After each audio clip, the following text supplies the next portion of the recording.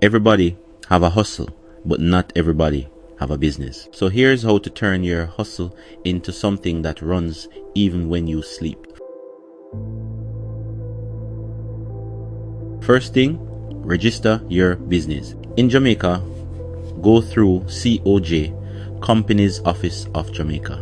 Once you register, open a business bank account. Never mix your personal money with your business money. This is how banks, investors, and even government grants start to take you serious. Next, build systems, not just habits. Use Excel or an app to track every sale, expense, and inventory. Create written steps for how things get done. So if you're not there, your business can still move. That's how real companies grow, through repeatable systems, not guesswork. When money starts coming in, don't rush to buy the new iPhone, reinvest. Buy better equipment, pay for marketing, train your staff.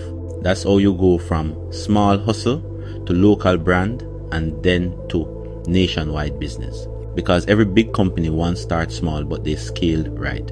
If you're ready to grow, drop a fax in the comments. Follow Alpha and Fax and subscribe to Alpha Fax on YouTube. Next, I'm breaking down how to get funding for your small business in Jamaica.